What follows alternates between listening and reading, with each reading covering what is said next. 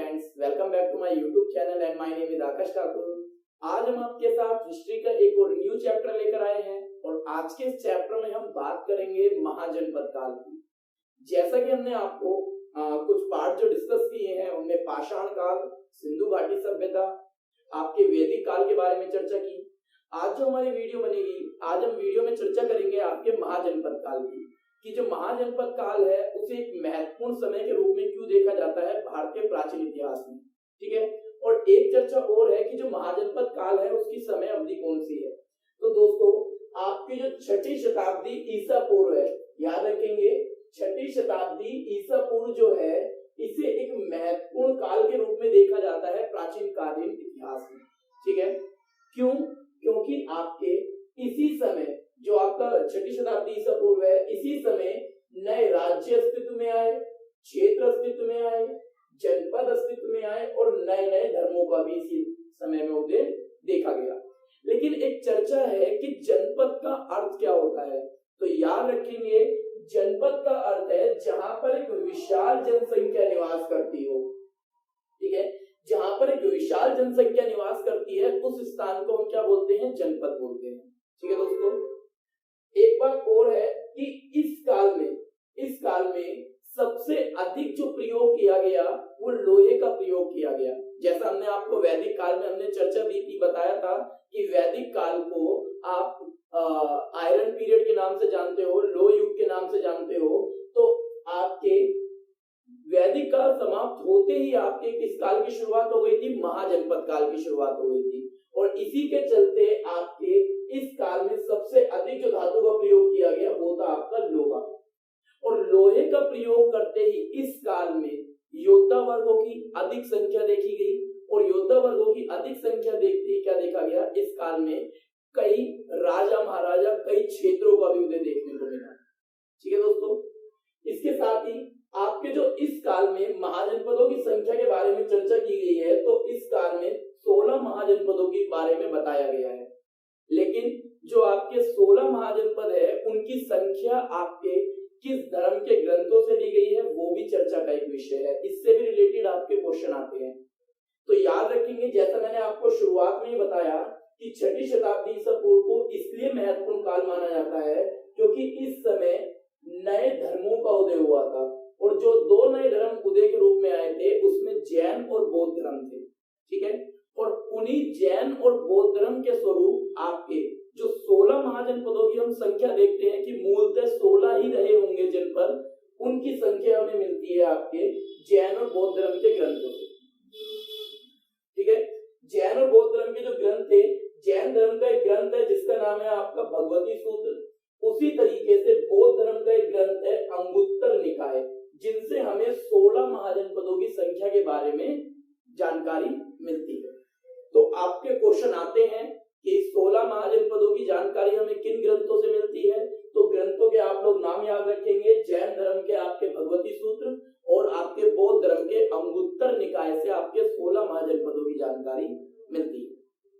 ठीक है, जैसा मैंने आपको बताया जनपद का क्या अर्थ है? जनपद का अर्थ है जहां पर एक विशाल जनसंख्या क्या करती है दोस्तों? निवास करती है। ठीक है, अब चर्चा करते हैं। देखिए, वर्तमान में जो जनपद है, वर्तमान में ये जो जनपद है इनकी राजधानियां क्या हुई होंगी? ठीक है, जो 16 महाजनपद है जिनमें कुरु, अवंती, वंशी, मगध, पांचाल, गांधार, कंबोज, ये कुछ जनपद है।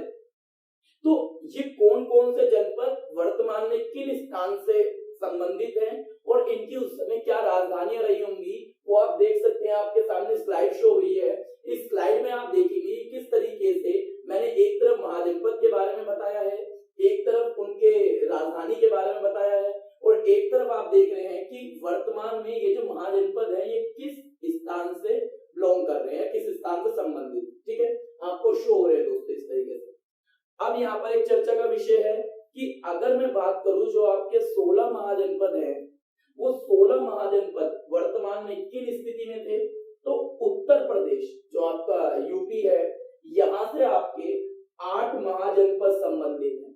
याद रखेंगे, उत्तर प्रदेश से सबसे ज्यादा महाजनपद आपके स्थिति में थे। इसके अलावा जो बिहार है वहां से आपके 3 महाजनपद थे। जबकि राजस्थान, मध्य प्रदेश और दक्षिण भारत से एक एक महाजनपद स्थित था। कुछ महाजनपद ऐसे भी थे जो आपके भारत के बाहर से संबंध रखते थे।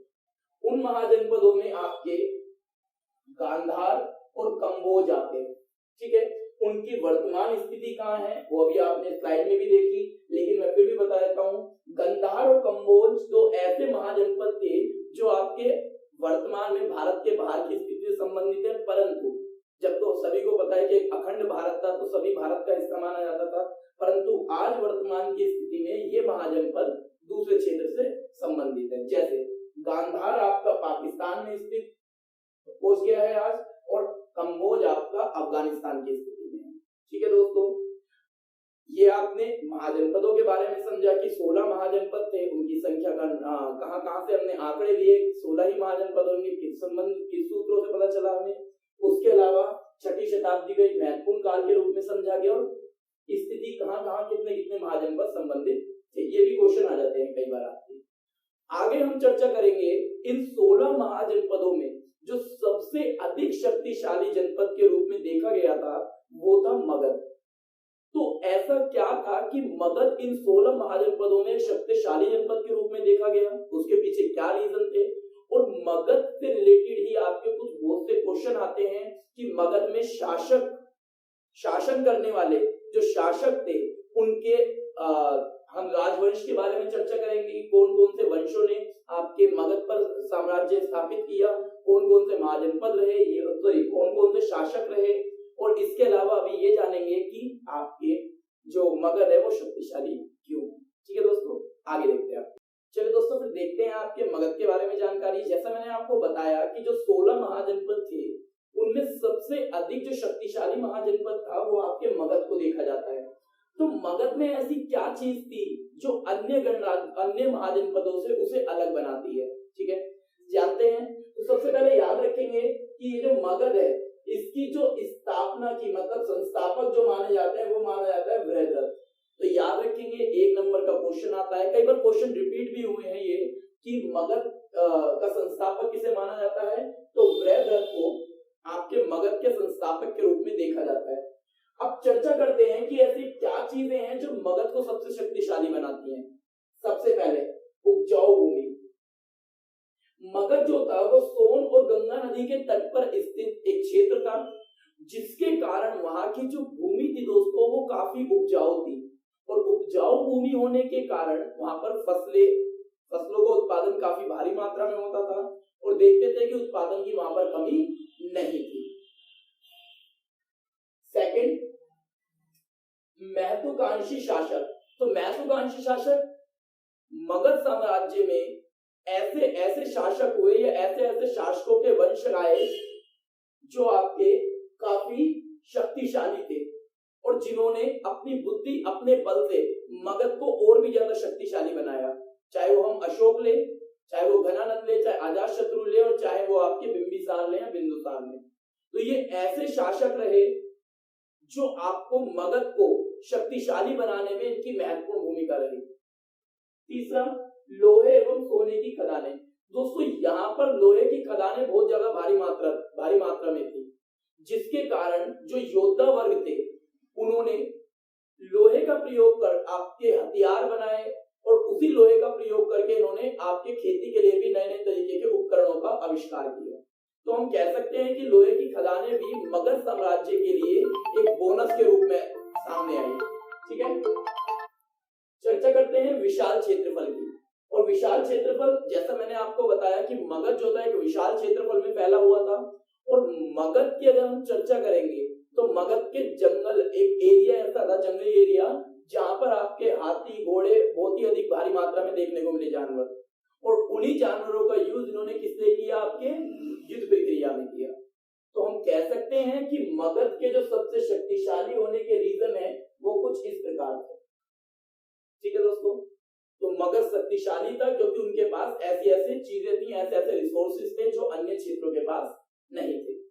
अब चर्चा करते हैं कि मगध के जो वंशक थे, मतलब जो शासक थे, जो वंश रहे, वो वैसे तो आपके काफी वंश रहे, परंतु आपके जो सबसे ज्यादा क्वेश्चन देखने को मिलते हैं कॉम्पिटिटिव एग्जाम में वो इनसे रिलेटेड देखने को मिलते हैं आपके। सबसे पहला वंशक हर्यक वंश था, उसके बाद आपका शिशुनाग वंश आया, उसके बाद आपके नंद वंश, और नंद वंश की समाप्ति के पश्चात आपके मौर्य वंश ने मगध साम्राज्य पर शासन किया। ठीक है, ये कुछ क्रमबद्ध तरीके से है आपके, जिसमें हर्यक वंश, शिशुनाग वंश, नंद वंश और मौर्य वंश के बारे में चर्चा है। हालांकि मैंने आपको बताया कि और भी वंश थे, परंतु उनके बारे में इतने प्रश्न नहीं पूछे जाते। ठीक है, हमारा जो सिलेबस है काफी बड़ा है, तो सब चीजें हम लोग क्या करते हैं, कोशिश करते हैं कि उन इंपॉर्टेंट टॉपिकों को पिंच करें जो आपके एग्जाम के लिए मोस्ट इंपॉर्टेंट है। ठीक है दोस्तों, चर्चा करते हैं सबसे पहले वंश की, जो आपका हर्यक वंश था। हर्यक वंश की जब भी बात की जाती है दोस्तों, तो हर्यक वंश के जो वंश, जिस वंश के रूप में वो जाना जाता है, वो था पितृहता वंश। पितृहता वंश का मतलब क्या है? पितृहता वंश का मतलब है कि ये एक इकलौता ऐसा वंश था मगध साम्राज्य में, जहां पर जो आपके जो भी कोई राजा बना इस वंश में, वो अपने पिता की हत्या करने के पश्चात ही बना। मतलब पिता की हत्या के बाद पुत्र को गद्दी प्राप्त हुई, तो अपने पिता को मारकर हर एक पुत्र ने गद्दी को प्राप्त किया, इसीलिए इसे पितृहता वंश के नाम से जाना जाता है। तो कई बार क्वेश्चन आया है कि आपके मगध साम्राज्य में, जो मगध साम्राज्य था, मगध महाजनपद था, उसमें किस वंश को पितृहता वंश के नाम से जाना जाता है? तो आप कहेंगे हर्यक वंश को पितृहता वंश के नाम से जाना जाता है। पितृहता वंश का मतलब क्या है? इसका अर्थ है जो पुत्र अपने पिता की हत्या कर गद्दी पर बैठता है। ठीक है, तो हर्यक वंश का जो संस्थापक माना गया है वो माना गया है बिंबिसार। ठीक है दोस्तों, बिंबिसार ने 1544 बीसी में आपका पहला वंश है हर्यक वंश, जो मगध साम्राज्य पर बैठा। 1544 बीसी में बिंबिसार ने हर्यक वंश की स्थापना की थी। ठीक है, और यहाँ पर इसने अपनी जो राजधानी बनाई मगध साम्राज्य की, जो सबसे पहली राजधानी थी वो थी राजगृह। राजगृह को आपके सबसे पहली राजधानी के रूप में आपके बनाया गया। ठीक है दोस्तों, इसके अलावा यहाँ पर जो एक इंपॉर्टेंट क्वेश्चन है वो है इसका राजवेद जीवक।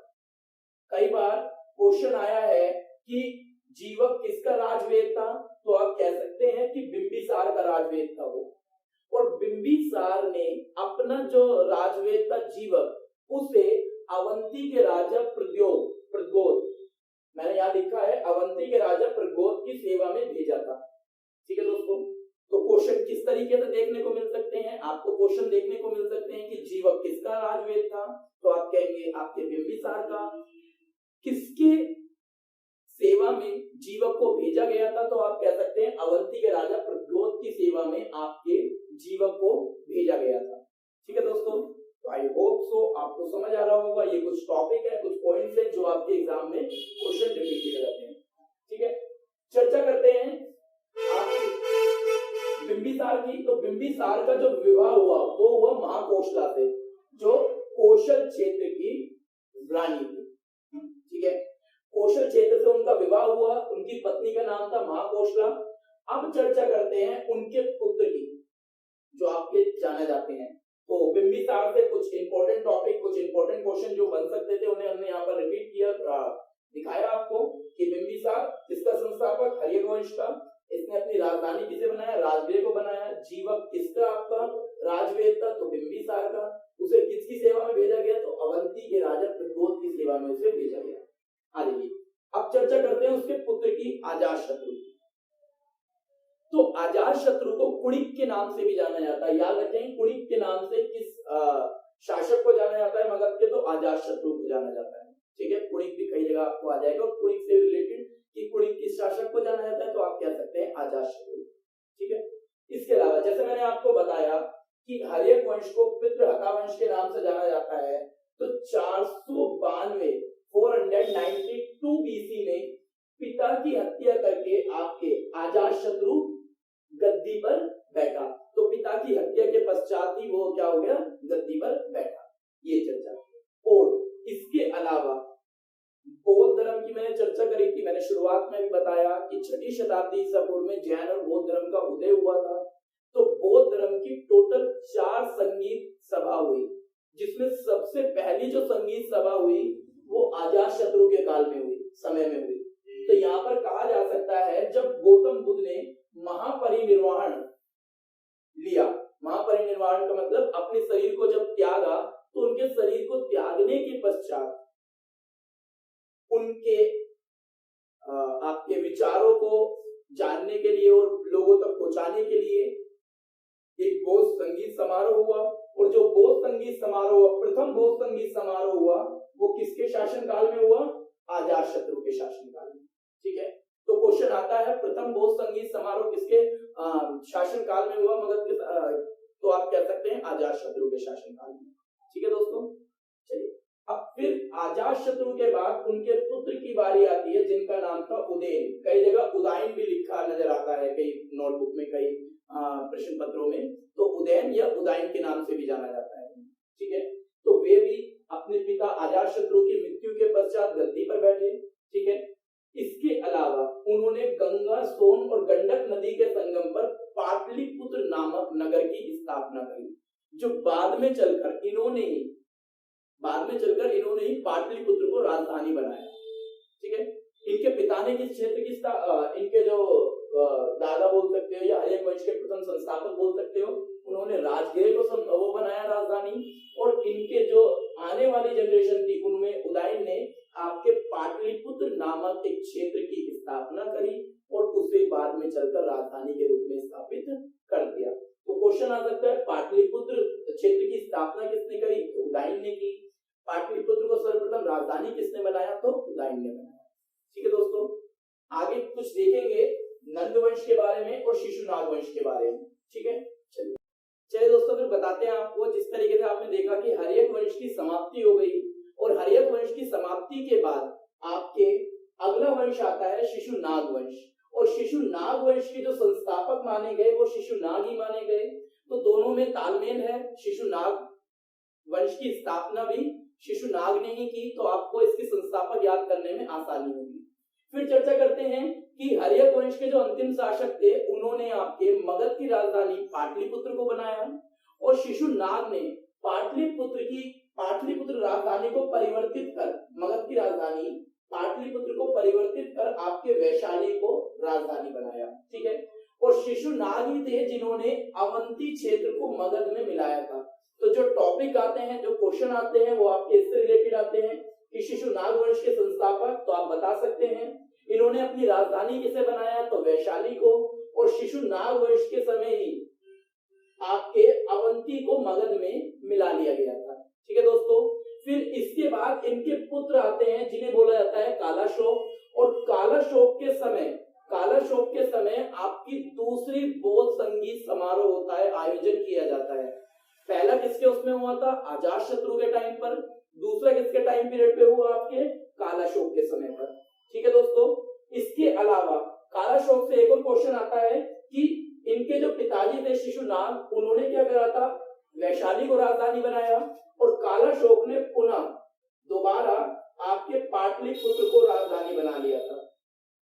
ठीक है दोस्तों, पाटलिपुत्र को दोबारा राजधानी बना लिया था। इनसे रिलेटेड यही क्वेश्चन देखने को आपको मिलते हैं एग्जाम में। और आपके शिशुनाग वंश के जो अंतिम राजा थे वो थे आपके नंदीवर्धन। ठीक है, इसके बाद नंदीवर्धन की समाप्ति के बाद आपका जो अगला वंश आता है वो है आपका नंद वंश, और नंद वंश के जो संस्थापक थे उनका नाम था महापद्मनंद। ठीक है दोस्तों, महापद्मनंद। और ये महापद्मनंद भारत के ऐसे पहले राजा थे जिन्हें एक राट की उपाधि प्राप्त हुई। ठीक है दोस्तों, महापद्मनंद ऐसे पहले आपके भारतीय प्रथम शासक थे जिन्होंने एक राट की उपाधि को प्राप्त किया। इसके अलावा आपके पुराणों के अनुसार महापद्मनंद को आपके परशुराम का अवतार बताया गया है। ठीक है दोस्तों, तो परशुराम के अवतार के रूप में पुराणों में किसकी चर्चा की गई है? कौन से मगध के राजा की गई है? तो आप बता सकते हैं महापद्मनंद। ठीक है, और महापद्मनंद ने ही कलिंग को जीता, और कलिंग को जीतने के पश्चात वहां पर जो जैन मूर्ति थी जीनसेन की, उसे मगध में लेकर आ गया था। ठीक है दोस्तों, तो इससे रिलेटेड जो आपके क्वेश्चन बनते हैं नंद वंश के संस्थापक कौन थे? तो महापद्मनंद। एक राट की उपाधि किस शासक को दी गई मगध के? तो महापद्मनंद को दी गई और महापद्मनंद को ही परशुराम का दूसरा अवतार बताया गया। ठीक है, इसके बाद जो थे वो थे आपके घनानंद, जो आपके अंतिम शासक के रूप में आपके नजर आए, किसमें? नंद वंश में। और नंद वंश का जो घनानंद था, घनानंद को ही समाप्त करके चंद्रगुप्त मौर्य जो थे, जिन्होंने मौर्य वंश की स्थापना करी, उन्होंने मौर्य वंश स्थापित किया, किसे हराकर? घनानंद को हराकर। आगे हम अगली वीडियो में जानेंगे कि किस तरीके से आपके मौर्य वंश की शुरुआत हुई। मौर्य वंश के बारे में जानेंगे, जिसमें हम चंद्रगुप्त मौर्य के बारे में जानेंगे, बिंदुसार के बारे में जानेंगे और अशोक के बारे में जानेंगे। ठीक है दोस्तों, यहाँ पर एक चीज और थी कि जो सिकंदर था, सिकंदर ने आपके आक्रमण भारत पर कब किया? तो याद रखेंगे, डेट मोस्ट इंपोर्टेंट है, 326 बीसी। ठीक है, तो आई होप सो आपको इस वीडियो में क्लियर हुआ होगा कि आपके जो 16 महाजनपद थे उनकी संख्या कहां से ली गई। फिर 16 महाजनपदों के बारे में, मगध के बारे में हमने आपको बताया।